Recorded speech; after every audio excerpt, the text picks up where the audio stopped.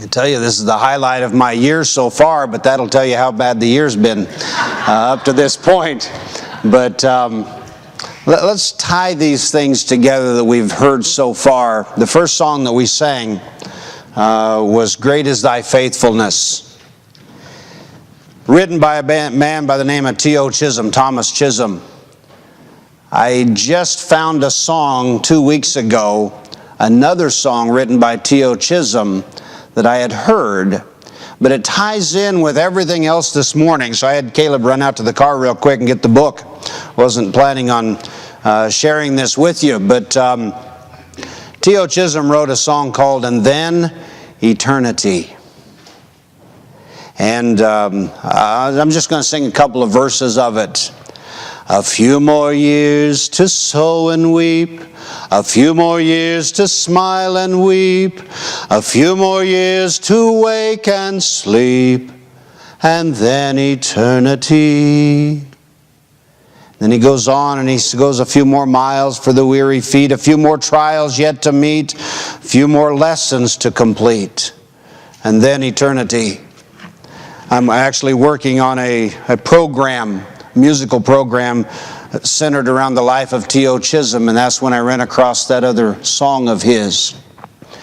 But then we go from there to what the choir sang, and actually what Matt prayed this morning, and we end up at Isaiah chapter 6, which is where I'm preaching from this morning. Had no idea that the choir was going to sing this song, but before we get there, turn to Psalm 119. Psalm 119. I want to just set the stage before we get to Isaiah chapter 6 with some thoughts about eternity. Psalm 119, several verses here just to go through. In Psalm 119, the first verse I want to read is verse 44. So shall I keep thy law continually, forever and ever. Over to verse 89. Forever, O Lord, thy word is settled in heaven. Down to verse 111. Thy testimonies have I taken as an heritage forever, for they are the rejoicing of my heart. Down to verse 152. Concerning thy testimonies I have known of old, that thou hast founded them forever. And then verse 160, thy word is true from the beginning, and every one of thy righteous judgments endureth forever. We have the word eternal 2 times in the Old Testament, about 45 times in the New Testament, but the actual word of eternal, about 2 times in the Old Testament is all. Go back to Deuteronomy chapter 33, 27. Deuteronomy 33, 27. I won't make you chase around too much longer, but then we'll get to the passage that we're going to preach from. Deuteronomy 33 and verse 27, he says, the eternal God is thy refuge, and underneath are the everlasting arms, and he shall thrust out the enemy from before thee, and shall say, destroy them. The eternal God. As we focus on eternity and then come around to who dwells in eternity. There's Deuteronomy 33. The other time where you find the word eternal in the Old Testament is in Isaiah chapter 60. Going back to Isaiah chapter 60. And then we'll kind of settle here around Isaiah for a while. Isaiah chapter 60 and verse 15. Whereas thou hast been forsaken and hated, so that no man went through thee, I will make thee an eternal excellency, a joy of many generations. And then to the early part of Isaiah chapter 9 and verse 6, a familiar verse. Isaiah chapter 9 and verse 6. For unto us a child is born, and unto us a son is given, and the government shall be upon his shoulder, and his name shall be called Wonderful, Counselor, the Mighty God, the Everlasting Father, the Prince of Peace. Here he's called the Everlasting Father. A literal interpretation of that is the Father of eternity. He is the Father of eternity. He's the God of eternity. One more place before we get to Isaiah chapter 6. Over in Isaiah chapter 57 and verse 15.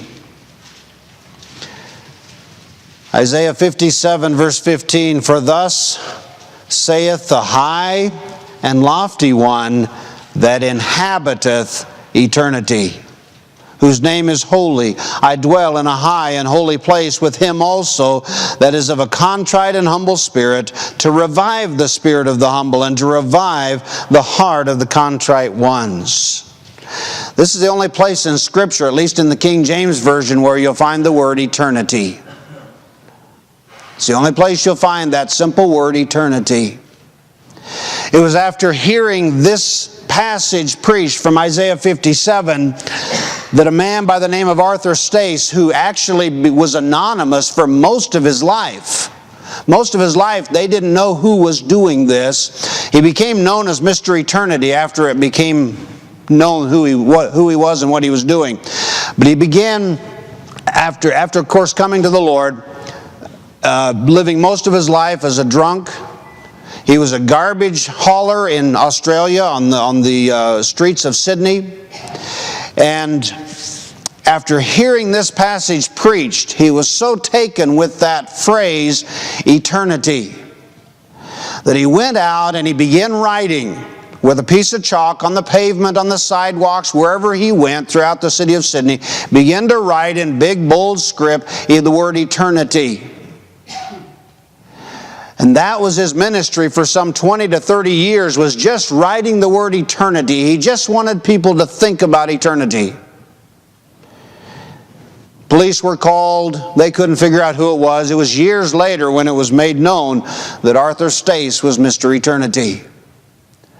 2000, the turn of the century, the big thing that most of us lived through.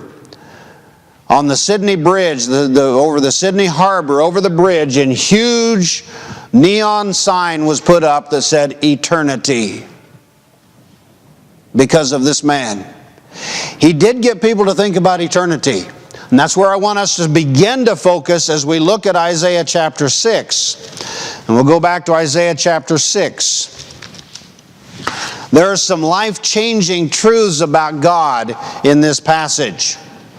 And we're probably not going to get all the way toward Isaiah's response. As the choir sang, "Here am I, Lord, send me." We're going to focus most of our time simply on who God is. Because there are some truths here that will change the life of a person, the mind, the heart of a person, if we really understand